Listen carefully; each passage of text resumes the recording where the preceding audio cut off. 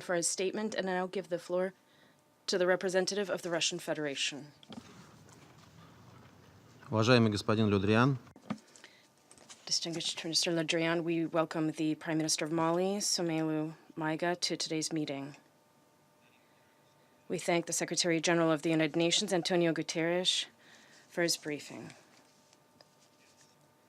At the outset, we would like to express our condolences to the government and the people of Mali in connection with the horrific tragedy in the village of Agasago, where, on March 23rd, as a result of an interethnic clash, more than 160 peaceful residents were killed.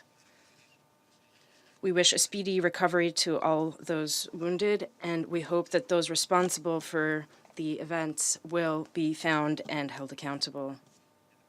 This tragic event, which took place in a period when the Security Council mission was visiting the country, once again demonstrated the scope and the gravity of the threats facing the country and the region, and the latter's vulnerability in the face of the spread of destabilizing forces there, including terrorists, organized crime, and extremist ideology. Overall, we share the assessments voiced by the Secretary General today, as well as in his 2 March reports on the situation in Mali. We welcome the efforts of Bamako, political actors, and signatory groups, the platform and the coordination movement, to implement the peace agreement. We count that the existing positive momentum in the implementation of its key provisions regarding the reconstitution of Malian security forces, administrative and territorial reform, and preparing for a constitutional referendum will continue. An important step towards strengthening international dialogue could be the timely holding of parliamentary elections scheduled for June. These are the issues that the international community should prioritize when providing assistance to the country.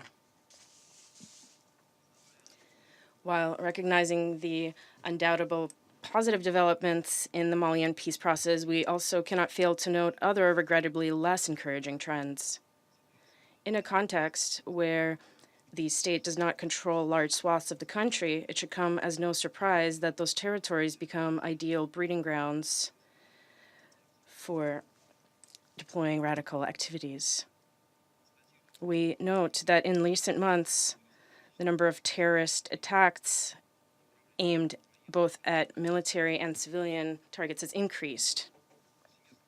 Human rights violations are rampant. In the center of Mali, we're seeing not only an ongoing simmering, but an even more frequent eruption of interethnic and intercommunal conflicts. And it would seem that the issue here is not only a centuries-old strife between herders and pastoralists. Militants are intentionally trying to curry favor with local residents, providing protection and basic services, as well as skillfully using existing differences to their advantage. In order to overcome such challenges, restoring the presence of state authority is an essential factor. At the same time, we also note the results that the UN stabilization mission in Mali has achieved in reconciling warring parties. We're gravely concerned by the worsening of the humanitarian situation. The number of those in need of assistance is increasing. We call on all external donors to urgently fund the humanitarian appeal. It is well known that in conditions of despair, the only option left for the youth of Mali is to join the ranks of terrorist, extremist, or criminal groups. In this regard, it would be very important to ensure that efforts to stimulate economic activity in the central and northern regions and to restore social services do not lag behind. The situation in Mali is an important factor in African security as a whole. However, achieving peace in this country without normalizing the situation in the region also hardly seems possible. The Libyan factor continues to play its negative role. The ties between terrorists operating on the territory of Mali and the region are becoming increasingly evident. In that connection, we support the specific actions of the G5 Sahel to establish a joint force to combat terrorism and organized crime. We hope that their role in ensuring regional security will increase. Thank you. Je remercie le, I thank the representative of the Russian Federation